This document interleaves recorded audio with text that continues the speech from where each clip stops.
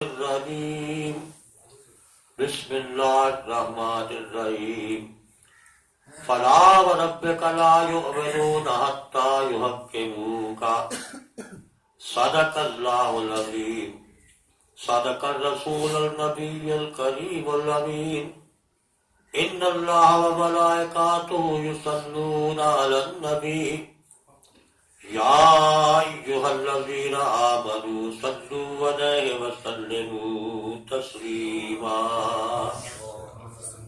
الصلاۃ والسلام علیک یا رسول اللہ الصلاۃ والسلام علیک یا حبیب اللہ صلی اللہ علیہ وآلہ وسلم۔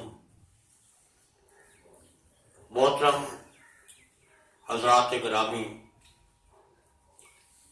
آپ کے آنے کا خیر مقدم اس لیے کہ جیسا ابھی حافظ صاحب نے بتایا ہے کہ یہ چند ثانیے چند لمحات جو ہم یاد الہی کے خاطر صرف کرتے ہیں، یہی سرمایہ حیات ہے۔ باقی سب کچھ دنیا داری ہے، اور اس میں جتنا ٹائم بھی گزرتا ہے یہ چند لمحے نکالنا ہی ہمارے لیے باعث نجات ہو سکتا ہے۔ تو آج میں اپنے موضوع کو سٹارٹ دینے سے پہلے ایک بات کو چند دنوں تک میرے سامنے آئی ہے، پہلے میں اس بات کو کلیئر کرتا جاؤں، اس کے بعد میں اصل موضوع کی طرف آؤں گا۔ وہ موضوع بحث یہ ہے، اب اس کو میں بیان کرتے ہوئے مجھے روح کانپ رہی ہے کہ کیسے کہوں کہ لوگ یہ کہتے ہیں۔ آج کل کے دور میں کچھ لوگ ایسے ہیں جو خدا نخواستہ یہ سوال کرتے ہیں کہ کیا نبی آخر الزمان سرور کائنات محمد مصطفیٰ صلی اللہ علیہ وسلم کا وسیلہ اختیار کرنا چاہیے یا نہیں؟ آج دور بھی یہ سوال کرتے ہیں کہ کیا محمد مصطفیٰ کا وسیلہ اختیار کرنا چاہیے یا نہ کرنا چاہیے؟ اب میں پہلے اس بات کو کلیئر کرتا چلوں کہ غور سے بات سن لیں، اپنے عقیدوں کو درست کر لیں، اپنے عقیدوں کو درست کر لیں کہ نبی صلی اللہ علیہ وسلم کا وسیلہ اختیار کرنا یہ عین دین حق ہے۔ اور اس بات کو میں نہیں کہہ رہا، آپ نہیں کہہ رہے، اس بات کو قرآن مجید نے جا بجا جگہ پر اپنی اس کی انفارمیشن دی ہے۔ اللہ تعالیٰ کلام پاک میں نبی محترم کے وسیلے کو یہ انتہائی ایمان کی اولین شرطوں میں سے شرط رکھا ہے۔ جیسے قرآن کا ارشاد ہے، یا ایھا الذین آمنوا اتقوا اللہ وابتغوا الیہ الوسیلہ وجاہدوا فی سبیلہ لعلکم تفلحون۔ یہ سورہ المائدہ کی آیت نمبر 35 ہے۔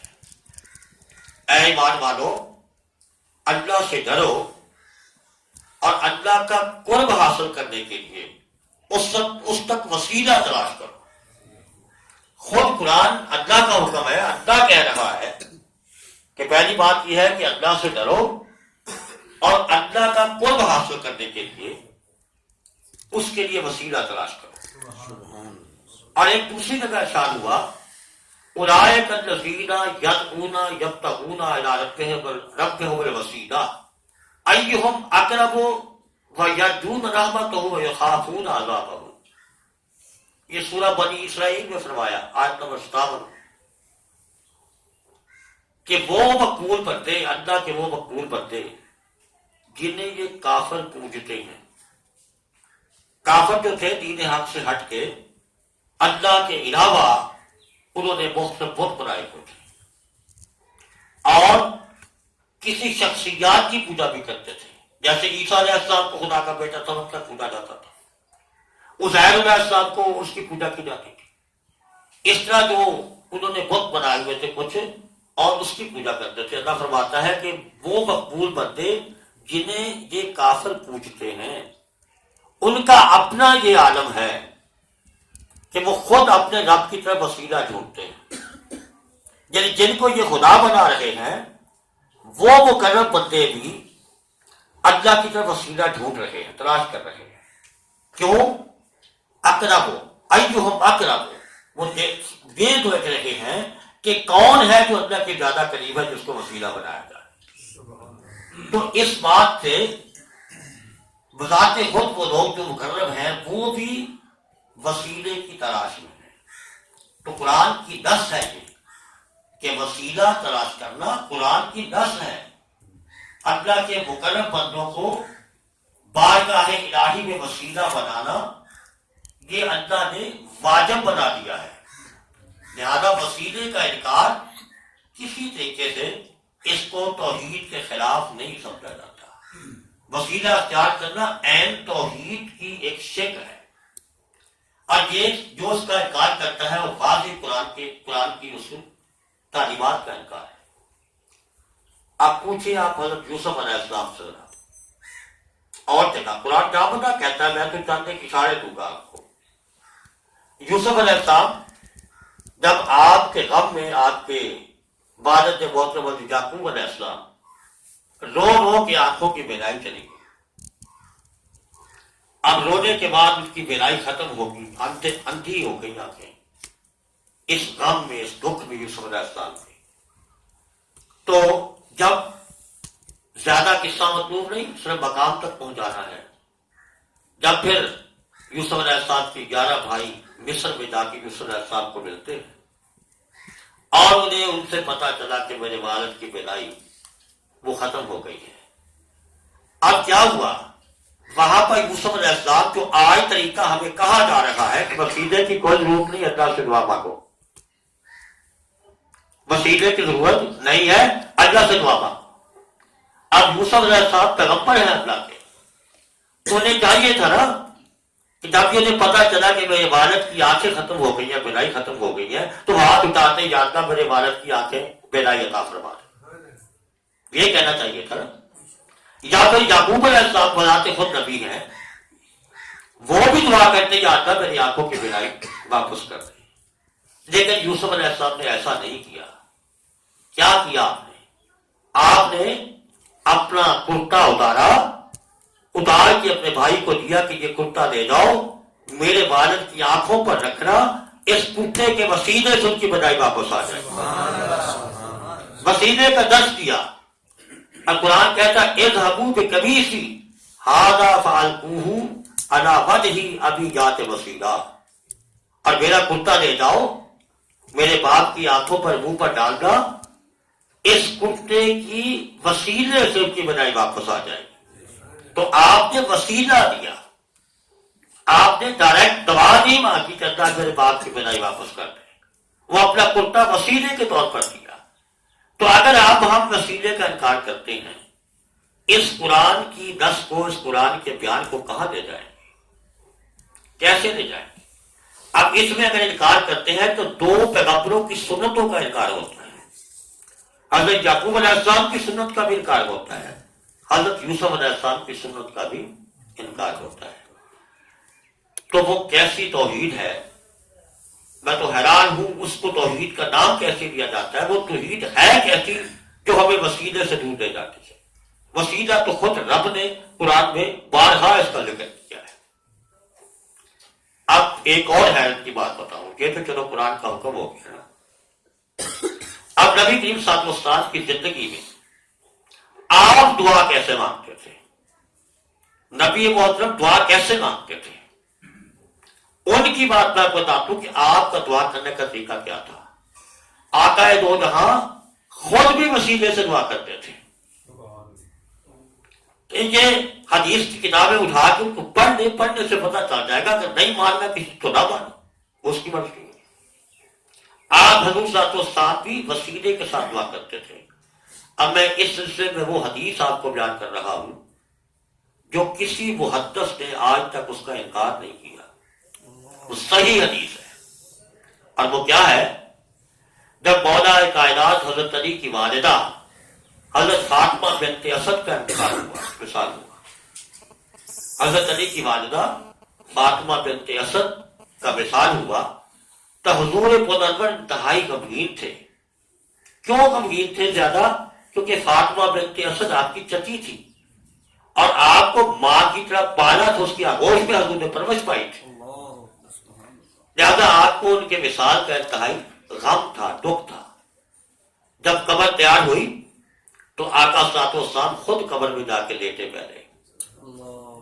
اس کے بعد حضرت فاطمہ بنت اسد کو قبر میں اتارا اور آقا صاحب السلام نے قبر کے اوپر کھڑے ہو کر دعا مانگی. وہ دعا سنانا چاہتا ہوں آپ، وہ دعا سنانا چاہتا ہوں، پھر فیصلہ ہو جائے گا کہ وسیلہ اختیار کر. جب نبی نے اختیار کر لیا تو ہم کون ہوتے نہیں کرنے والے؟ اور اگر کوئی پھر بھی وسیلے سے انکار کرتا ہے تو معذرت کے ساتھ اسے چاہیے کہ دین اسلام چھوڑ دے، کہ دین اسلام کی ضرورت نہیں ہے.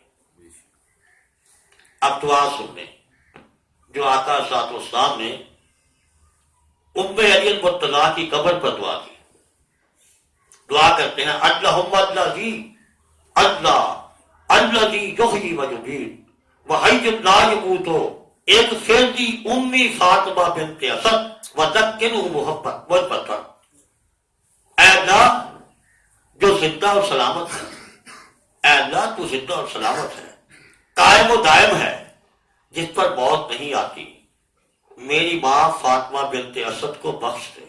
سبحان اللہ سبحان اللہ. ابھی دعا مکمل نہیں ہوئی، ابھی میرا نکتہ رہتا ہے. یہ تو دعا ہو گئی نا کہ آپ نے فرمایا اے اللہ جو ہمیشہ قائم دائم ہے، زندہ رہنے والا ہے، تم پر موت آتی نہیں، یا اللہ تو میری ماں فاطمہ بنت اسد کی بخشش فرما دے. پھر آگے فرمایا وَوَسِّعْ عَلَيْهِ مَدْخَلَهُ بِحَقِّ نَبِيِّكَ کا، یہ ہے بات.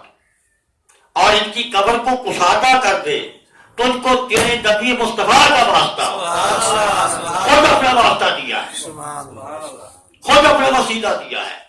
یہ نبی کریم خود اپنے وسیلے سے دعا کر رہے ہیں. وَوَسِّعْ عَلَيْهِ مَدْخَلَهُ بِحَقِّ نَبِيِّكَ وَالْأَنْبِيَاءِ الَّذِينَ مِنْ قَبْلِي، اور میرے سے پہلے آنے والے تمام نبیوں کا وسیلہ دیا ہے. اپنا وسیلہ بھی دیا اور تمام انبیاء جو آپ سے پہلے گزروں کا وسیلہ دیا. اور نبی محترم یہ شریعت ہم نے کہاں سے اپنی بنا لی؟ شریعت تو وہ ہے جو نبی مصطفیٰ نے بنائی. اب میں نے وہ دعا پڑھ کے سنا دی ہے، اس کو حدیث کی کتابوں میں تلاش کر کے دیکھنا ہے. کسی محقق نے، کسی محدث نے اس بات کا انکار نہیں کیا کہ یہ حدیث نہیں ہے. یہ حدیث صحیح حدیث ہے. اور اس طرح تمام نبیوں کا وسیلہ دیا اور خود اپنا بھی وسیلہ دیا. اب یہ کہنا کہ نبیوں کا وسیلہ نہیں دینا چاہیے، جو نہیں مانتا وہ سب سے بڑا جاہل ہے. اب نبیوں کا وسیلہ کیسے دیا جا سکتا؟ انبیاء کا وسیلہ کیسے دیا جا سکتا؟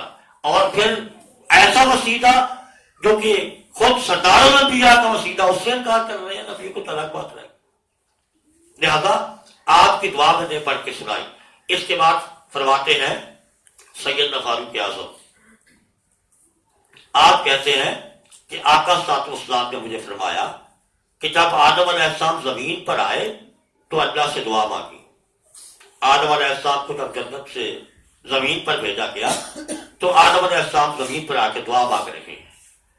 دعا کیا؟ یا ربی اسألو بحق محمد لما غفرت لی، یا اللہ میں تجھے محمد مصطفیٰ کا وسیلہ دیتا ہوں، مجھے بخش دے.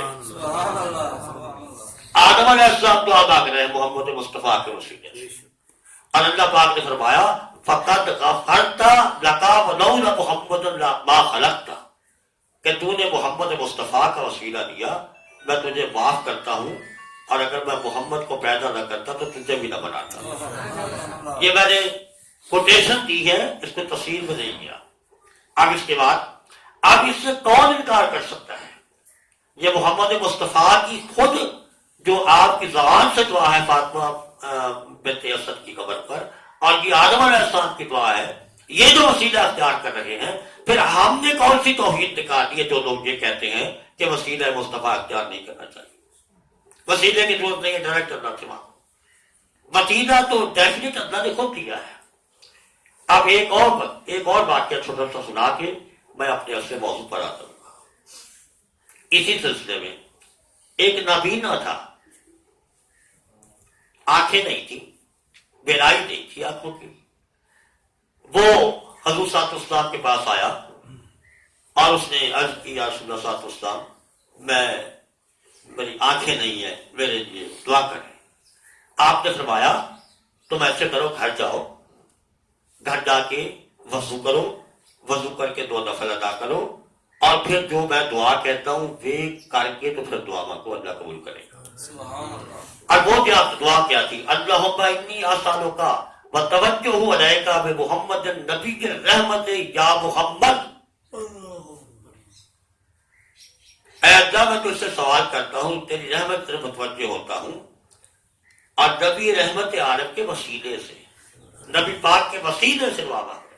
آپ نے خود یہ دعا میں پڑھائی کہ یہ جا کے دعا مانگو، میرے وسیلے سے دعا مانگو، بلکہ وسیلے سے نہیں، یا محمد کہو، پھر مجھے پکارو۔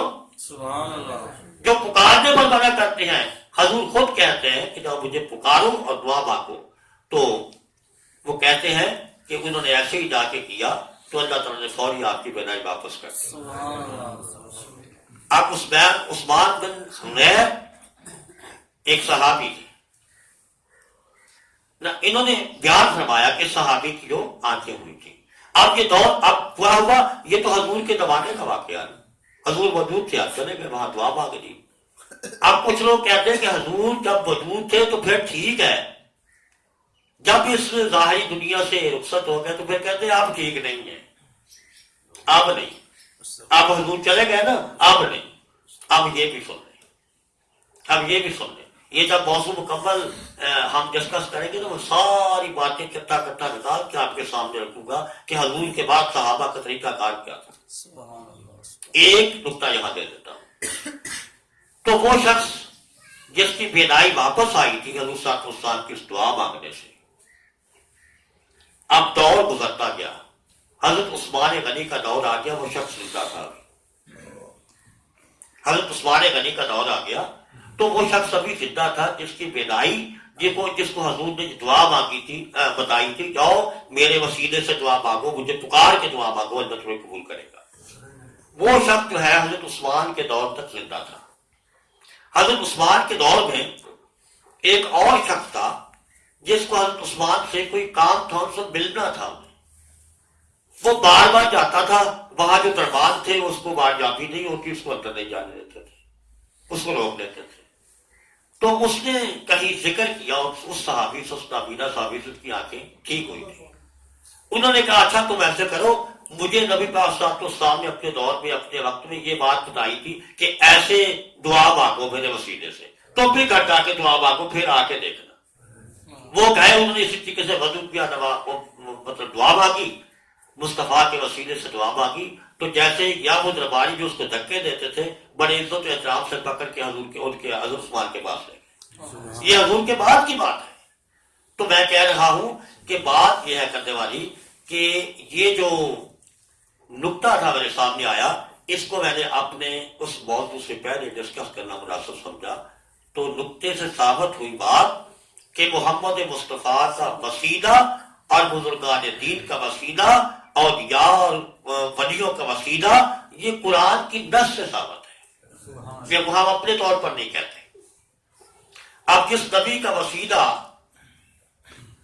اللہ تعالیٰ نے قرآن سے اس کا ثبوت دے دیا،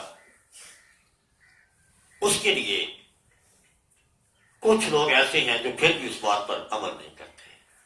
اللہ کا کلام سامنے ہوتا ہے لیکن اس کلام کو سطحی طور پر پڑھ لیتے ہیں اور اس کو سمجھتے نہیں۔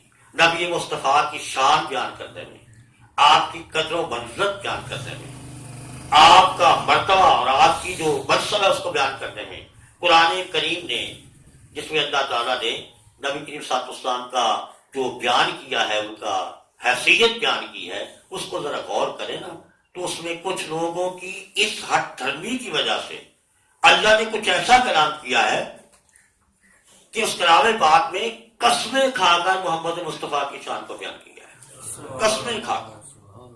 اب بڑا اللہ کو کیا ضرورت ہے قسم کھانے کی؟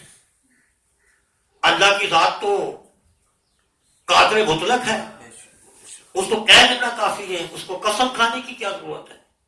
لیکن قسم اس لیے کھائی، اس واسطے کھائی کہ جن لوگوں کے دل میں روگ ہے، جن کا من میلا ہے، جو قرآن پڑھ کر بھی مصطفیٰ کی شان کو نہیں سمجھ سکتے، تو اللہ فرماتا ہے چلو اچھا ایسا کرتے ہیں، میں قسم کھا کے اعلان کر دیتا ہوں، تمہیں کچھ تو حیا آ جائے، میری قسم کا حیا کر کے اپنا قبلہ شروع کر دو۔ سبحان اللہ۔ اب وہ اللہ نے قسمیں کھا کر جو بیان کیا ہے وہ میں آپ کو بیان کرتا ہوں، اس میں ساری قسمیں تو آپ کے سامنے بیان نہیں کر سکتا، لیکن چند ایک چیزیں آپ کے سامنے بیان کروں گا۔ اگر قرآن کریم میں غوطہ زنی کی جائے تو عظمت مصطفیٰ کے سلسلے میں اللہ پاک نے تقریباً 45 کم و بیش قسمیں کھائی، سبحان اللہ۔ 45 قسمیں نبی صاحب السلام کے حوالے سے کھائی ہیں قرآن۔ اب یہ مختصر وقت جو ہمارے پاس موجود ہے، یہ ان تمام قسموں کو مکمل طور پر احاطہ کرنا ناممکن ہے، لیکن ایک نقشہ دکھانا ہے، وہ دکھا دیتا ہوں۔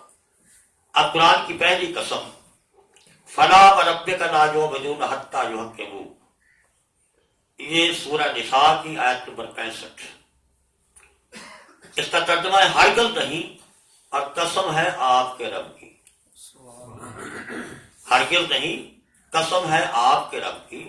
کیا ہم صرف اللہ کی قسم کھا سکتے ہیں؟ اللہ اپنی بات میں پختگی کے لیے اور ان لوگوں کے الزام کو، باطل کو ختم کرنے کے لیے، زور دینے کے لیے قسم کھا کر بیان کرتا ہے، فلا ہرگز نہیں، وربک تمہارے رب کی قسم، لا یؤمنون وہ ایمان والے ہو ہی نہیں سکتے، حتی یحکموک جو آپ کو ہر معاملے میں افضل اور حاکم نہ سمجھے۔ نبی کریم صلی اللہ علیہ وسلم کی حاکمیت کے لیے، نبی کریم صلی اللہ علیہ وسلم کے مرتبے کو بیان کرتے ہوئے اللہ نے کہا مجھے قسم ہے کہ وہ لوگ کبھی مسلمان مومن ہو ہی نہیں سکتے جو ہر معاملے میں آپ کی بالادستی کو تسلیم نہ کریں، آپ کو حاکم نہ مانے، آپ کے فیصلہ کو تسلیم نہ کریں، آپ کی بات کی طرف نہ آئے، وہ مومن نہیں ہو سکتے۔ اب مومن تو ہونا ہے تو نبی مصطفیٰ کی ہر بات پر بلا چون و چرا عمل کرنا ہوگا، اس کو ماننا ہوگا، مومنیت ہے ہی کہ۔ اب کیا ہوا؟ اب اس میں قسم کا انداز بھی دیکھیں کیسا ہے۔ باری تعالیٰ نے بنیادی طور پر اپنی ربوبیت کی قسم کھائی، لیکن یہ نہیں فرمایا کہ میرے رب ہونے کی قسم۔ اللہ اپنی قسم کھا رہا ہے اپنے رب کی، فلا وربک کا ہرگز نہیں، اور قسم ہے تمہارے رب کی۔ یہ نہیں کہا میرے رب ہونے کی قسم ہے، یہ نہیں اللہ نے کہا کہ میں رب ہوں، میں اپنی قسم کھاتا ہوں، میرے رب ہونے کی قسم۔ کہا محبوب تیرے رب ہونے کی قسم ہے، تیرے رب ہونے کی قسم ہے۔ اب یہ انداز ہے، یہ انداز دل ربائی ہے، یہ محبت کا انداز ہے، یہ حضور کی شان کو اجاگر کرنے کا ایک طریقہ کار ہے۔ اب اللہ تعالیٰ کہتا ہے محبوب تیرے رب ہونے کی قسم۔ اب اس کا مقصد کیوں، ایسے کیوں قسم کھائی؟ وہ خود کہتا میں رب ہوں، میں اپنے رب ہونے کی قسم کھاتا ہوں، نہیں کہا تیرے رب ہونے کی قسم۔ دراصل اللہ تعالیٰ کو سمجھانا یہ مقصود تھا کہ ایمان میں مصطفیٰ کی اہمیت کیا ہے۔ ایمان میں مصطفیٰ کی اہمیت کو سمجھانے کے لیے اس نے کہا کہ تیرے رب ہونے کی قسم۔ اب کیا ہے، اگر عقیدہ توحید کے تصور کو حضور کی شان سے الگ کر دیا جائے، اور اگر عظمت مصطفیٰ کو مرکزیت نہ دی جائے عقیدہ توحید میں، تو ایمان ویسے ہی انسان سے خارج ہو جاتا ہے۔ ایمان کا مرکز جو ہے، ایمان کا جو منبع ہے، وہ نبی کریم صلی اللہ علیہ وسلم کی ذات اقدس ہے۔ لہذا عقیدہ توحید سے تعلق رہتا ہی اس وقت ہے کہ عقیدہ توحید میں مرکزیت شان رسالت کی ہو۔ عقیدہ توحید کی مرکزیت، محوریت، عظمت مصطفیٰ، عشق مصطفیٰ سے نہ جڑے تو عقیدہ توحید ختم ہو جاتا ہے۔ یہ محمد مصطفیٰ کی شان کے لیے کھائی۔ اب عقیدہ توحید میں مرکزیت محبت رسول کی ہو تو ایمان مکمل ہوگا اور عقیدہ توحید کامل ہوگا۔ تو عقیدہ توحید کی کاملیت کے لیے محمد مصطفیٰ کی جو ہے مرکزیت کو تسلیم کرنا ہوگا، ان کی جو ہر بات پر مطلب اس کو ہر لحاظ سے تسلیم کرنے کا نام عقیدہ توحید ہے. اگر تعلق رسالت باب ہوگا تو محبت رسالت باب ہوگی، اور اگر نسبت سے اللہ کی معرفت کے اللہ کو قبول، ورنہ محبت رسالت باب کے بغیر کوئی عقیدہ بھی اللہ کو قبول نہیں ہے. نبی کریم صلی اللہ علیہ وسلم کی محبت کے بغیر ہر عقیدہ باطل ہے. اب فلاح بربک یہ بات ہوئی آگئی نا، اس حساب سے اللہ نے اپنی قسم کھائی ہے، لیکن کھائی مصطفیٰ کے حوالے سے ہے، اس لیے کہ ہوتا یہ تھا، بات یہ تھی کہ وہ جو کفار مکہ تھے وہ اللہ کے حکم کو مانتے تھے. اللہ نے کہا میں خالق ہوں، انہوں نے کہا تسلیم کر لیا. اللہ تعالیٰ روزی دینے والا، تسلیم کر لیا. اللہ نے کہا فلاں کام کرو، تسلیم کر لیا. اللہ کہتا ہے یہ میری بات تو مانتے ہیں لیکن مصطفیٰ تیری بات نہیں مانتے، یہ تجھے نہیں مانتے. لہذا جو آپ کی بارگاہ کی عظمت و خجیت و مرکزیت سے منکر ہو گئے تو پھر اللہ ہمیں، وہ کہتے تھے کہ اگر ہم اللہ کو مان رہے ہیں نا، ان کا عقیدہ یہ تھا، خیال یہ تھا، ہم اللہ کی بات کو بھی مان رہے ہیں، اللہ کے حکموں کو بھی مان رہے ہیں. اگر خدا نخواستہ ہم نے نبی مصطفیٰ کو ہر معاملے میں حاکم نہ بھی مانا تو پھر بھی ہم اللہ کو تو مان رہے ہیں نا، اللہ کی بات کو تو نہیں جھٹلا رہے، پھر بھی ہمارا گزارا ہو جائے گا.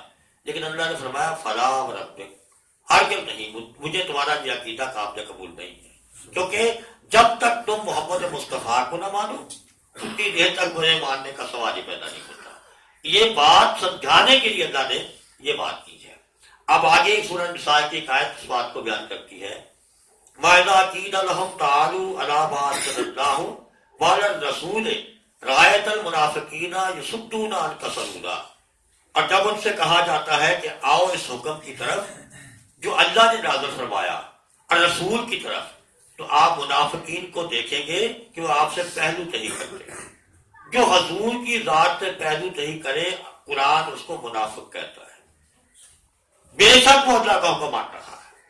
اللہ خود فرما رہا ہے کہ نبی دیکھو یہ میری بات تو مان رہے ہیں، میرے حکم کی طرف تو آ رہے ہیں، لیکن تیرے آنے کے پاس ان کو پہلو تہی کرتے ہیں، تیری بات کو تسلیم نہیں کرتے، لہذا لا یؤمنون، یہ مومن نہیں ہے، یہ مومن نہیں ہے. جو میرے رب ہونے کو نہ مانے، تیرا مصطفیٰ ہونا نہ مانے، اللہ نے کہا یہ مومن نہیں ہے، ایمان سے خارج ہے. لہذا اللہ تعالیٰ نے بار بار اس بات کو دلیل دے کے کہا کہ دیکھیں نبی، جب میں بلاتا ہوں میرے پاس آتے ہیں، میری بات بھی مانتے ہیں، میرا حکم بھی مانتے ہیں، لیکن تیرے پاس آنے پر کجی کرتے ہیں. لہذا جو تجھے نہیں مانتا وہ ایمان والا نہیں ہے. وہ اللہ کی طرف تو آتے ہیں لیکن محبوب تیرا انکار کرتے ہیں، تیری عظمت کو تسلیم نہیں کرتے. ارے محبوب آپ کو ہر معاملے میں حاکم نہیں سمجھتے، آپ کے سامنے ہر معاملے میں سر تسلیم خم نہیں کرتے. رب کریم نے فرمایا اے محبوب جو میری توحید میرے حکم کی طرف آنے سے تو نہ گھبرائے مگر آپ کی طرف آنے سے گھبرائے، بس وہی منافق ہے. یہ منافق کی ڈیفینیشن ہے. جو اللہ کی طرف تو آنے سے گھبرائے نا، رسول کی طرف آنے میں گھبراہٹ محسوس کرے، وہ منافق ہے. رسول کی بات ماننا یہ اہم توحید ہے. اب دوسری بات ایک میں چھوٹی سی بات عرض کرتا چلوں گا. ایک یہاں پر میں چھوٹا سا جو ہے نا ایک ویروا جس کو کہتے ہیں انالیسس پیش کرتا ہوں. یہ قرآن کریم اللہ کی کتاب، اللہ کی کتاب اس لیے کہ نبی نے فرمایا کہ یہ اللہ کی کتاب، اس لیے ہم اس کو مانتے ہیں اللہ کی کتاب، کیونکہ نبی پاک نے فرمایا کہ اللہ کی کتاب. اللہ ایک ہے، موجود ہے، ہم اس لیے مانتے ہیں کہ نبی نے کہا قل هو اللہ احد، اللہ ہے، ایک ہے، اللہ موجود ہے. یہ کوئی ہمارا اپنا خود ساختہ مطلب انالیسس نہیں ہے. ہم تو نبی پاک صلی اللہ علیہ وسلم کی زبان کو ماننے والے ہیں، ان کی بات کو ماننے والے ہیں. اب یہ کلام اتار دیا اللہ نے. اللہ پاک فرماتا ہے نہ زمین نے اس کو برداشت کیا، نہ آسمان نے برداشت کیا، نہ دنیا کی کسی پہاڑ نے برداشت کیا، کسی چیز نے برداشت نہیں کیا. آخر نبی مصطفیٰ ہم نے اتارا آپ کے قلب اطہر پر. سبحان اللہ، سبحان اللہ. یہ قرآن آپ کے قلب اطہر پر آیا. اب یہ قرآن جو پڑھا ہے 30 کے 30 سپارے، اللہ نے قرآن وہاں سے اتارا، نبی کے سینے میں آ گیا. اب نبی کے سینے سے آگے ترسیل ہونی. کیا کہہ سکتے ہیں؟ پتہ جگا رہا تھوڑا جا سوچو نہیں میں. اچھا کیا ہم کہہ سکتے ہیں ہمارے پاس کی کیا ثبوت ہے، ہمارے پاس کی کیا اتھینٹیکیشن ہے کہ اللہ نے قرآن اتار دیا، لوح محفوظ سے اتار دیا، اس کلام میں بات آ گئی. اب کیا یہ سارے کا سارا کلام جو ہے جو اللہ نے لوح محفوظ سے اتارا تھا، کیا نبی کے سینے سے سارا منتقل ہوا؟ میری بات میرے بد تک سمجھ رہے ہیں، میری بات سمجھ رہے ہیں. اب اس کے لیے میں دلیل دوں گا. دلیل یہ ہے کہ تمام جو علماء کرام ہیں، محدثین ہیں، جو اہل علم ہیں، جنہوں نے اس میں محنت کی ہے اس علم میں، ان کے بقول آپ بھی دیکھیں نماز پڑھتے ہیں ہم لوگ. جب نماز پڑھتے ہیں تو سورہ اخلاص کے بعد، سورہ فاتحہ کے بعد ہم اس کے ساتھ ایک سورت ملاتے ہیں. کوئی بھی ملائی جا سکتی ہے، کوئی صورت میں ہم اخلاص ملاتے ہیں یا کوئی بھی صورت ملا دیں، لیکن اس کے لیے ایک کنڈیشن ہے، ایک شرط ہے کہ آپ جو بھی صورت اس کے ساتھ ملائے کم از کم 3 آیات پر مشتمل ہو. 3 آیات پر مشتمل ہو کوئی صورت ملا دیں. اب 3 آیات پر مشتمل صورت لگانے کی کنڈیشن کیوں ہے؟ کیا ہم 2 آیتیں نہیں پڑھ سکتے؟ کیا 1 آیت نہیں پڑھ سکتے؟ تو 3 کیوں ضروری ہے؟ اس لیے ضروری ہے کہ قرآن کریم کی جو وحی آئی ہے، وحی جدید، وہ کم از کم 3 آیات پر مشتمل ہے. کم از کم. بڑی بڑی صورتیں بھی آ گئی، لیکن کم سے کم جو وحی آئی ہے وہ 3 آیاتوں پر مشتمل ہے. اس لیے کنڈیشن ہے کہ کم از کم 3 آیات کی وہ صورت ہونی چاہیے جو ہم سورہ فاتحہ کے ساتھ لگائیں. ٹھیک، ہم نے آگے بات کی. اب جب 3 آیات کی آئے گی، اب میں ان کا جو ذائقہ بتا رہا ہوں جبرائیل علیہ السلام کا، جو انبیاء کے پاس آتے رہے وحی کی شکل میں، وحی لے کر اہل کتاب و انبیاء کے پاس، ان کا کم از کم کسی اہل کتاب نبی کے پاس آنا، وحی لے کے آنا کم از کم 4 مرتبہ اور زیادہ سے زیادہ 49 مرتبہ ہوا ہے، سوائے نبی مصطفیٰ کے. باقی انبیاء پر جو وحی کا نزول ہوا کم از کم کسی نبی کے پاس 4 مرتبہ آئے، اور 4 سے 49 کے درمیان جبرائیل علیہ السلام وحی لے کر آتے رہے. ٹھیک، اب یہ ہم لگاتے ہیں اس شکل میں کہ اب دوسرا یہ 4 ہو گیا. نبی کریم صلی اللہ علیہ وسلم کے کتنی مرتبہ پاس آئے؟ نبی کے پاس جبرائیل علیہ السلام 24,000 مرتبہ آئے. 24,000 مرتبہ. دوسرے انبیاء کے پاس 4 سے لے کر 49 مرتبہ اس کے درمیان، اور نبی کریم صلی اللہ علیہ وسلم کے پاس 24,000 مرتبہ آئے. اب جبرائیل کا کام کیا ہے؟ جبرائیل علیہ السلام کیوں آتے رہے؟ ان کا کیا ڈیوٹی تھی؟ کیا مقصد تھا؟ مقصد یہی تھا نا کہ اللہ کی وحی لے کر آنا. اب 24,000 چکر لگے. اب اگر ہم کم از کم وحی لگائیں، میں زیادہ نہیں لگاتا، کم از کم وحی لگاتا ہوں تو 3 آیات. 3 آیات یعنی ایک چکر میں کم از کم آیتیں آئی ہیں تو 3، حالانکہ صورتیں بھی آئی ہیں بڑی بڑی، زیادہ وحی آئی ہے، تو کم از کم قرآن کی 3 صورتوں کی جو تلاوت ہے 3 آیات کی ہے، وہ کم از کم ہے. اب میں 3 ہی لگاؤں، 3 لگا کے ہم دیکھتے ہیں کہ قرآن کی کل آیات کتنی ہے. 6,666 آیات پر مشتمل یہ قرآن موجود ہے ہمارے پاس. ہاں، بسم اللہ نکال کے کچھ 2-3 دفعہ اس کو شامل کیا جائے تو وہ 69 بن جائے گا یا 68 بن جائے گا.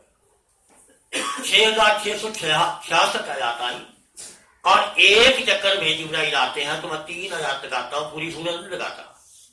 اگر ایک دفعہ آنے میں 3 آیات کا نزول ہوا ہو تو 6,666 آیات کے لیے 2,200 کچھ چکر بنتے ہیں.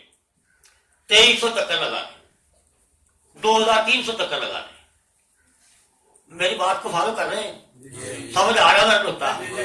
اچھا، اب قرآن کی آیات ہے 6,666، 3 آیات کی وحی لگائیں ہم کم از کم وہی بھی لگائیں تو 2300 چکر بنتے ہیں جبرائیل کے پورا قرآن کی وحی اتارنے میں. ٹھیک ہے. تو جبرائیل آیا ہے 24,000 مرتبہ، باقی ساڑھے 22,000 مرتبہ کیا کرنے آیا نبی کے پاس؟ سوال یہ پیدا ہوتا ہے. 22,500 چکر جو ہے وہی جو آ گئی وہ 2300-2200 چکروں میں آ گئی. باقی 24,000 چکروں میں سے وہ 22,500 چکر جو بچ گیا ہے وہ کیا کرتے رہے. تو مطلب یہ ہے کہ اس کا کام تو وہی لانا ہی تھا نا، بے شک کام تو اس کا وہی لانا تھا نا. ہم یہ وہی تو کاؤنٹ کر رہے ہیں جو سینہ مصطفیٰ میں ہے، وہ کون کاؤنٹ کرے گا؟ جبرائیل جب بھی آیا ہے وہی لے کے آیا ہے. یہ قرآن جلی ہے، ایک قرآن خفی ہے کہ رسول کے سینے کے اندر موجود ہے. وہ قرآن خفی کہا گیا، وہ قرآن خفی جو ہے سینہ بسینہ منتقل ہوتا ہے، جس کو علم لدنی کہتے ہیں، جو فقر دیتا ہے، جو نبی کریم صلی اللہ علیہ وسلم کے سینے سے منتقل ہوا مولا علی کے سینے میں، اور مولا علی سے تمام سلسلوں کے فقر کے سینے میں منتقل ہوتا آ رہا ہے. تو کہنے کا مطلب یہ ہوا ہم اس کو یہ نہیں کہہ سکتے کہ اس کے علاوہ نبی نے کلام ہی کوئی نہیں کیا.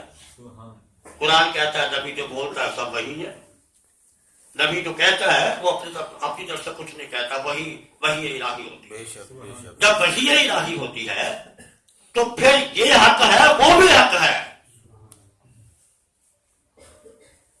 اس طرح ہم اس کو اتھینٹک نہیں کر سکتے. میرا کہنے کا مقصد یہ تھا کہ یہ نبی کریم صلی اللہ علیہ وسلم کے لیے جو کچھ آپ کہتے ہیں اس کو نہ مانو، چاہے وہ قرآن میں موجود ہے یا نہیں، جلی میں ہے یا نہیں، وہ وہی الہی ہے. اور جو وہی کا انکار کرتا ہے وہ مطلق کافر ہو جاتا ہے. لہذا نبی کی کسی بات سے احترام کرنا، نبی کے کسی فیصلے کو اس پر اعتراض کرنا، نبی کی کسی بات سے ان سے متفق نہ ہونا، یہ کیا ہے؟ منافقت ہے. یہ منافقت ہے. اس لیے قرآن کہتا ہے کہ اللہ نے کہا نبی مجھے تو مانتے ہیں، میری صفات کو تو مانتے ہیں، میری طرف تو آتے ہیں، لیکن تیرے پاس آنے میں اعتراض کرتے ہیں. لا یؤمنون، یہ مومن ہی نہیں ہے. تو ایمان کہا گیا، ایمان صرف نبی کو ماننے کا نام ایمان ہے. ایمان نبی کی اتباع کا نام ہے. ایمان نبی کی ہر بات کو بغیر کسی ثبوت کے، بغیر کسی دلیل سے ماننے کا نام ہے. آج دنیا میں سائنس ترقی کر گئی، آج سائنس ترقی کر گئی. وہ لوگ، وہ کافر، وہ مغربی قومیں، وہ انگریز جو اللہ کی ذات کے قائل ہی نہیں تھے، وہ کہتے تھے کائنات آج خود آ گئی. ایسا فرقہ بھی موجود ہے نا کہ آج خود کائنات بن گئی، کوئی اس کو بنانے والا نہیں، کوئی خدا نہیں. آج انہوں نے سائنس کی تحقیق سے یہ بات ان پر واضح ہو گئی، یہ ثابت ہو گئی کہ نہیں کوئی ہے جو نظامی ہستی چلا رہا ہے، کوئی ہے صحیح، جس کو یہ لوگ جو مسلمان خدا کہتے ہیں کوئی ذات ہے. مانے کیسے؟ اپنی شواہد سے مانے، اپنے تجربات سے مانے، سائنس کی ترقی سے مانے. وہ سائنس کی ترقی سے ماننا، شواہد سے ماننا، اپنے علم سے ماننا، یہ توحید نہیں ہے. وہ مان گئے ہیں کہ خدا ہے لیکن توحید کے قائل نہیں ہے. توحید کیا ہے؟ نبی کی زبان پر بڑائی پھیر اس کا اعتبار کرتے ہیں، اپنے علم سے نہیں، نبی کی زبان کو مانتے ہوئے کا نام توحید ہے. لہذا میں کہہ یہ رہا تھا کہ نبی کی بات کو جو نہیں مانتے لا یؤمنون، وہ ایمان والے نہیں. جو اس کے وسیلے کو نہیں مانتے، جو اس کی عظمت کو نہیں مانتے، جو اس کے اختیارات کو نہیں مانتے، جو اس کے تشریعی اختیارات میں دخل اندازی کرتے ہیں، لا یؤمنون. قرآن کہتا ہے، اس میں میں نہیں کہہ رہا. تو یہ نقطہ میں نے کہا تھا، اس میں ایک ویلڈ پوائنٹ ہے، میں آپ کو سمجھاتا چلوں. لہذا بس فرمایا ایسا کبھی نہیں ہو سکتا. وربک، اور محبوب قسم ہے تیرے رب کی، لا یؤمنون، وہ ایمان والے نہیں ہو سکتے. اور یہ ربک، تیرے رب کی قسم، میں نے کہا اللہ اپنی رب قسم کھا سکتا ہوں. اب تیرے رب کی قسم کھا کے اس نے یقین دلا دیا کہ کہا منافقوں مجھے رب ماننے والوں. اب یا ذرا تھوڑا سا اپنا ذہن وسیع کر کے سننی ہے بات, اس کو کسی اور طرف نہیں لے جانا. مجھے رب ماننے والے منافقوں, اب کیا جملہ ہے, ادھر منافقوں بھی ہے ادھر رب کو ماننے والے بھی, یعنی رب کے ماننے وہ ماننے والے رسول کو نہیں مانتے, صرف رب کو مانتے ہیں منافق. کہا ہے منافقوں مجھے رب ماننے والوں, میری حجیت میرے حکم میری توحید کو ماننے والوں, میں تمہارا رب کیسے بنا؟ میں تو پہلے مصطفیٰ کا رب ہوں, تمہارا رب تو ہے ہی نہیں. تمہارا رب تو مصطفیٰ کے وسیلے سے بنا, تمہارا رب تو مصطفیٰ کے نسبت سے بنا. یہ بات باور کروانی تھی, اس بات کا اللہ نے اس دنیا میں علاج کرنا تھا کہ تم مجھے خدا کیسے کہتے ہو, مجھے رب کیسے مانتے ہو, رسول کو مانتے نہیں, رب میں تمہارا کیسے ہو گیا؟ مجھے مانو اور میرے مصطفیٰ کو نہ مانو تو تمہارا رب کیسے ہو گیا؟ اپنے رب ہونے کی پہچان نسبت مصطفیٰ سے کروائیے. کہا مصطفیٰ کا رب, جس کا حالانکہ وہ رب تو سب کا ہے, وہ تو ذرے ذرے کا رب ہے, پوری کائنات کا رب ہے, اور وہ مسلم کا بھی رب ہے غیر مسلم کا بھی رب ہے. لیکن جب وہ پہچان کے آتا ہے نا مشرکوں کو تو کہتا ہے کہ میں پہلے مصطفیٰ کا رب ہوں, مصطفیٰ کے حوالے سے تمہارا رب کرتا ہوں. اس لیے قسم کھاتا ہے مصطفیٰ کے رب میں, کہتا ہے کہ تمہارے رب کی قسم. یہ بات بتانی تھی کہ میں رب اس کا ہوں جس کا مصطفیٰ ہے. اور جب قسم کھاتا ہے تو کہتا ہے رب دے, تاکہ لوگوں کو پتہ چل جائے کہ رب کی طرف جانا ہے تو وسیلہ مصطفیٰ اختیار کرنا ہوگا. اگر رب کا قرب پانا ہے نا, اگر تم رب کا قرب پانے چاہتے ہو تو وسیلہ مصطفیٰ تمہیں اختیار کرنا ہوگا. اگر وسیلہ مصطفیٰ اختیار نہیں کرتے تو قرب الہی حاصل نہیں ہوتا. اور خدا کی ربوبیت کی طرف بھی رسالت مصطفیٰ کے ساتھ جانا ہوگا, کیونکہ وہ کہتا ہے میں پہلے مصطفیٰ کا رب ہوں, کسی اور کا رب مصطفیٰ کے حوالے سے, اس کے وسیلے سے. یہ میں نے ایک قسم آپ کو پڑھ کے سنائی, ایک قرآن کی ایک قسم کا مختصر احاطہ کیا. اب میں دوسری قسم کی طرف چلتا ہوں. لا عمرک انہم لفی سکراتہم یعمہون, سورہ الحجر آیت نمبر 72, آپ جا کے دیکھ سکتے ہیں. اے محبوب, اے میرے پیارے, مجھے آپ کی پوری عمر کی قسم, سبحان اللہ, اللہ نبی کی پوری عمر کی قسم کھا رہا ہے. یعنی پوری عمر کب ہوگی؟ میلاد سے لے کر وفات تک. پوری عمر سو کہے گے نا, پیدا ہونے سے لے کر وصال تک یہ پوری عمر ہو گئی نا. اللہ نے کہا ہے محبوب مجھے آپ کی پوری عمر کی قسم. اب کیا ہوا, جیسے کوئی بندہ بڑی دل ربائی انداز کے ساتھ, اللہ کا انداز ایسا ہے, اللہ نے اس محبت کے ساتھ اس پیارے کو بیان کیا, جیسے کہ کہتا نا سونیا تیری جوانی دی قسم, سونیا تیری جوانی دی قسم. اس طرح مصطفیٰ سے کہتا ہے مصطفیٰ تیری ساری عمر کی قسم. اب یہاں بھی ایک سوال پیدا ہوتا ہے, یہاں بھی بھٹکے ہوئے لوگوں کا ایک نقطہ میرے سامنے آتا ہے. وہ کچھ لوگ کہتے ہیں کہ نبی مصطفیٰ کو نبوت کب ملی. نبوت اب سب کا آپ کے ذہن میں یہ بات گردش کر رہی ہوگی, اگر نہیں اس کو اوپن کرنا چاہتے تو میں کر دیتا ہوں. عام حالات میں کیا ہے, یہی کہتے ہیں کہ نبی مصطفیٰ کی عمر 40 سال کی جب آپ کو نبوت ملی, یہی کہتے ہیں نا. ارے بھی 40 سال کی عمر میں حضور صلی اللہ علیہ وسلم کو نبوت ملی, اور اللہ کہتا ہے نبی تیری ساری عمر کی قسم, پیدا ہونے سے لے کر وصال تک تیری ساری عمر کی قسم. حالانکہ ابو ہریرہ رضی اللہ تعالیٰ فرماتے ہیں قالوا یا رسول اللہ وسلم متا وجبت لک النبوۃ, کہ اے نبی کریم صلی اللہ علیہ وسلم آپ کو نبوت کب ملی, کالا و آدمہ بین الروح والجسد، آپ نے فرمایا کہ آدم علیہ السلام جب روح اور جسد کے درمیان تھے اس سے 50,000 سال پہلے میں نبی ہو چکا تھا، اور ہم کہتے ہیں 40 سال بعد نبی۔ ہمارے نزدیک ان کی نبوت کی بعثت کی عمر جو ہے 40 سال۔ اب دوسرا نکتہ یہ ہے کہ اگر نبوت 40 سال کی عمر میں ملی ہوتی تو اللہ پاک ساری عمر کی قسم کیوں کھاتا؟ اللہ تعالیٰ کو اگر بعثت سے دے کر تو آپ کے مثال تک اس کی قسم کھانی تھی۔ ساری عمر کی قسم کھائی ہے تو اس کا مطلب ہے ساری عمر جو ہے وہ پاکیزہ، مطہر اور مقدس ہے۔ ٹھیک، اب ایک بات تو یہ ہو گئی، لہذا نکتہ یہ ثابت ہوتا ہے کہ اعلان نبوت 40 سال بعد ہوا، اعلان نبوت 40 سال بعد، اور ابتدائے نبوت آدم کی تخلیق سے بھی پہلے۔ نبوت آپ کو نوازا آدم کی تخلیق سے پہلے، اس کا اعلان 40 سال کے بعد، نہ کہ آپ نے بھی 40 سال میں ہوئے۔ اور حضور کی عظمت جو ہے وہ تمام انبیاء کی عظمتوں کا اکٹھا کر دیا جائے تو حضور کی عظمت اس سے بڑھ جاتی ہے، اس سے بڑھ کر عظمت ہوتی ہے۔ اب میں اس کی علمی دلیل دے رہا ہوں، یہ میرا عقیدتاً دلیل تھی نا، یہ میرا عقیدہ تھا کہ نبی صلی اللہ علیہ وسلم کی پوری عمر مطہر ہے، پاک ہے۔ اب میں قرآن سے ایک علمی دلیل دے دیتا ہوں، جو نکتہ بتا دوں۔ آپ سردار الانبیاء ہے نا، تمام انبیاء کے سردار، تمام انبیاء کے سردار ہے نا۔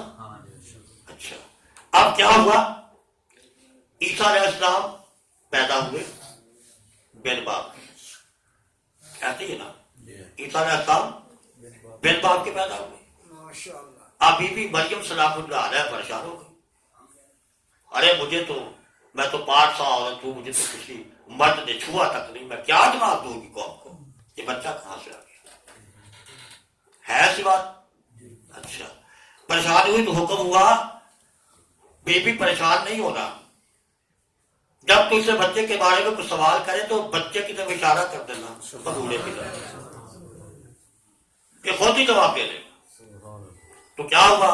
جب لوگوں نے اعتراض کیا، پوچھا، تو آپ نے فرمایا بچہ ایک طرح کا بھولے میں پڑا ہے، اس کی طرف اشارہ کیا، بچہ خود جواب دے گا۔ اب بچہ بھولے میں بولتا کیا ہے، کیا جواب دیتا ہے؟ بات دیتا ہے جعلنی نبیّا، اللہ نے مجھے نبی بنا کے بھیجا ہے۔ عیسیٰ علیہ السلام 1 گھنٹے کے نبی ہو گئے اور مصطفیٰ 40 سال بعد نبی ہوئے، یہ کون سا نکتہ ہے؟ عیسیٰ علیہ السلام پہلے گھنٹے میں نبی ہے، پیدائش کے 1-2 گھنٹوں کے بعد آپ کا بیان ہے جعلنی نبیّا، اللہ نے مجھے نبی بنا کر بھیجا ہے، اور اس کے سردار 40 سال بعد نبی ہوں۔ کہ کیسا اتفاق ہے؟ نہیں، نبوت آدم کی تخلیق سے 50 سال پہلے، اعلان نبوت 40 سال کی عمر۔ یہ دوسرا نکتہ یہاں میں اس کو کلیئر کر دیا۔ اب اگلی قسم کی طرف آ، والقاف والقرآن المجید، قسم ہے قاف کی اور قرآن مجید کی۔ اب اللہ جب چیزوں کی قسم کھاتا ہے، یہ عربی کا ایک قاعدہ ہے، قانون ہے، عربی گرامر کا قانون ہے کہ جب کسی کی قسم کھاتا ہے نا تو اس سے پہلے واؤ کا لفظ آتا ہے، واؤ، وہ قسم بن جاتی ہے۔ جیسے والطور، قسم ہے طور کی، والضحیٰ، قسم ہے ضحیٰ کی، والتین، ان کے ساتھ واؤ لگا کے ان کو قسم بنا دی۔ یہ قرآن کی میں بتا دو، علم بلاغت کے لحاظ سے قرآن کی کیا ترتیب کیا ہے۔ اور پھر کہا والقرآن المجید، لیکن جب خارجی حرف کی قسم کھاتا ہے تو بذات خود قسم ہوتی ہے، جیسے قاف، نون، ٹھیک، یہ کہا یا صاد، یہ خارجی حروف کی جب قسم کھاتا ہے سباؤ لگانے کی ضرورت نہیں ہوتی علم بلاغت کے لحاظ سے۔ لہذا کہا اب کیا ہے، اب قاف کا ترجمہ کیا ہے، حروف مقطعات، اب قاف کا ترجمہ کرنا ہے، حروف مقطعات کا ترجمہ۔ اگر آپ نے قاف کا ترجمہ پوچھنا ہے تو ہم جعفر صادق سے پوچھ لیتے ہیں، امام ابن عطاء البغدادی سے پوچھتے ہیں، امام قرطبی، امام خطابی یا امام فخر الدین رازی سے پوچھتے ہیں کہ قاف کا مطلب کیا ہے، قاف کا معنی کیا ہے؟ اب قاف کیا ہے؟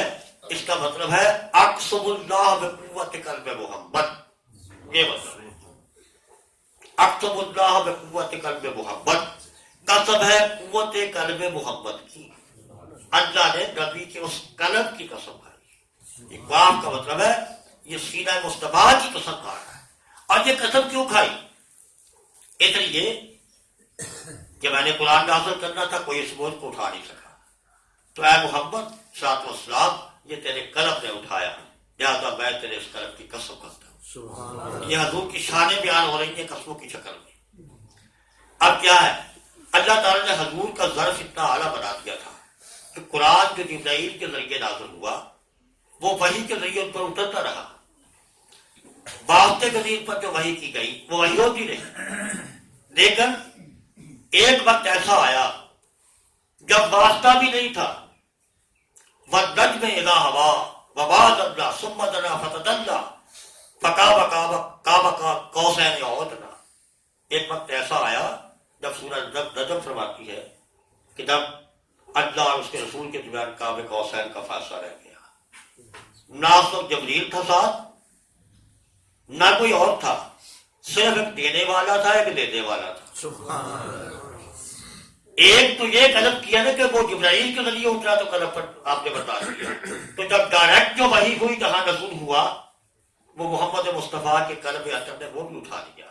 اس طرح اللہ تعالیٰ نے ان سے قسم کھائی ہے اس کے سینے کی۔ پھر کیا ہوا؟ لیکن کفار کیوں انکار کرتے تھے؟ اب کافر اس بات سے انکاری تھے، کہتے تھے بل عجبوا، یہ عجیب بات ہے، یہ کیسی عجیب بات ہو گئی کہ ہم میں رہنے والا، ہماری طرح پھر چلنے پھرنے والا نبی کیسے ہو سکتا ہے؟ وہ ہم جیسا ہے، ہمارے جیسا ہے بھائی۔ انا بشر مثلکم، قل انا بشر مثلکم، کیا انداز ہے اللہ کا، کیا طریقہ ہے اللہ کا۔ حضور فرماتے ہیں مشرکین سے، وہ آؤ میری بات سنو، میں کوئی دین کی بات بتاؤں۔ تیری بات سنے، نعوذ باللہ من ذالک، تو کچھ نہیں، تو ہم جیسا ہے، تو ہمارے جیسا ہے، تو نبی نہیں ہو سکتا، نبی ہوتا کوئی فرشتہ آتا ہم پر، یا ہمارے بڑے خاندان میں سے کوئی ہوتا، یا نہیں، ہم جیسے جیسے ہم کھاتے پیتے تو بھی کھاتے، ہم تیری کیا بات سنیں۔ اب حضور صلی اللہ علیہ وسلم کی شان لطافت دیکھو، اللہ اس کی غواصی کر رہا ہے۔ اور یہ سوال کن سے ہو رہا ہے؟ مشرکوں سے، منافقوں سے۔ منافق کہہ رہے ہیں نا، اور یار تو ہم جیسا ہے، منافق ہی کہہ رہے ہیں تو ہم جیسا ہے۔ بشیر صاحب سن رہے ہو، کل سمجھ آ رہی؟ آپ مجھے بتائیں، کہنے والے منافق ہیں کہ تو ہم جیسا ہے، تو اللہ کہتا ہے کل انا بشر مثلکم، آپ فرما دیں کہ کہا میں تمہارے جیسا ہی، تو کیا وہ منافقوں جیسا ہے؟ یہ شان لطافت ہے، یہ حضور کی جو رحمت دی اس کا مظاہرہ کیا اللہ نے کیا ہے کہ نبی آپ فرما دیں۔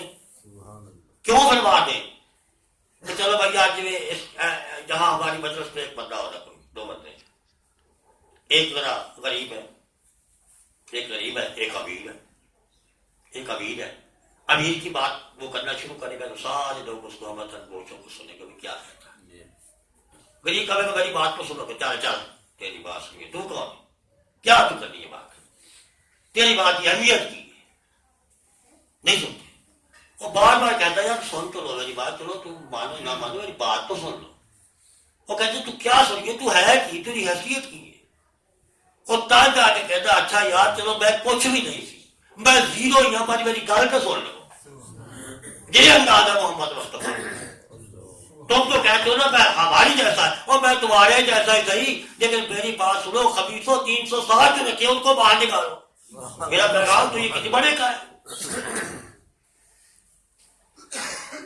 تو ہم جیسا کیسے ہوا؟ کیا منافقوں جیسے نبی صاحب کو صاحب نعوذ باللہ من ذالک؟ پہلا جواب تو یہی مل جاتا ہے۔ جو لوگ اس بات پر ڈٹے ہوئے نا انا بشر مثلکم، اور یار بتاؤ یہ کن کے ساتھ مخاطب تھے؟ منافق مخاطب ہے نا، مسلمان تو مخاطب نہیں نا۔ انہیں کہا نا آپ نے چلو میں آپ جیسا ہوں، کیا نبی منافق کو جیسا نعوذ باللہ مسئلہ؟ تو کہاں بیٹھے ہوئے، کہاں سوچ رہے ہو، توحید کون سی اپنا رہے ہو، اپنے دین کا کھانا خراب کیوں کر رہے ہو؟ نبی کی مثلیت صرف 2 آنکھیں، 2 کان، 2 ہاتھ، 2 پاؤں، یہ مثلیت کیا تھی بس، اس کے علاوہ نبی اور ہم اور، وہ کیسے ہو سکتا ہے؟ لہذا وہ کہتے تھے بل عجب ان جاء منذر منہم، حیرت کی وجہ سے انکار کرتے تھے، حیرت کی وجہ سے، جی ہم میں رہنے والا یہ کہتا ہے نبی، یہ کیا بات ہے، نبی تو نہیں ہو سکتا، یہ ہم جیسے کھاتا پیتا ہے، ہمارے پاس رہتا ہے، ہمارے پاس جوان ہوا، یہ کیسے ہو گیا؟ یہ وہ فتنہ ہے نبی کو ہم جیسا کہنا، ہاں نبی کو ہم جیسا کہنے والا وہ فتنہ ہے جو آدم علیہ السلام سے چلا آج تک موجود ہے، آدم علیہ السلام سے چلا آج تک وہ فتنہ موجود ہے، آج بھی کہتے ہیں نبی آنا بچوں حصوں کو، اپنے دھیان نہیں دیتے، اپنی توجہ نہیں دیتے، اپنے دین کو صحیح کرنے کی کوشش نہیں کرتے، کہتے نبی ہم جیسا ہے بھائی، وہ منافقوں جیسا تو ان کو ڈالت، آج وہ یہی کہتے ہیں جام منظر منہم، میں ان کو ہم اپنے آپ کی چلتا پھرتا دیکھتے ہیں یہ ہم جیسا ہے، کیسے ہم جیسا ہے؟ اور یہ فتنہ آج تک باقی ہے، آدم علیہ السلام سے سٹارٹ ہوا، اب آدم علیہ السلام سے سٹارٹ کب ہوا؟ اور آپ کی رسالت کا انکار حیرت سے کرتے تھے کہ ہم میں سے ہمارے جیسا بشر نبی کیسے ہو سکتا ہے، اور کہتے تھے ہاں شاہی العجیب، یار یہ عجیب بات ہے کہ ہم جیسا ہے، اب سے آپ کو نبی کہتا ہے، یہ تو نہیں ہو سکتا، یہ تو ہمارے جیسا ہے، ہم میں سے من ہم کا لفظ آیا، یہ اس لیے تھا کہ ان کو سمجھایا جا سکے کہ تمہاری جیسی شکل و صورت اس لیے اللہ نے بنائی کہ تم اس سے ملاقات کر لو، اس سے فیض حاصل کرنے میں تمہیں کوئی رکاوٹ نہ پیدا ہو، تمہیں کوئی اس میں حیرت نہ ہو، تمہیں کوئی اس میں رکاوٹ نہ ہو۔ اگر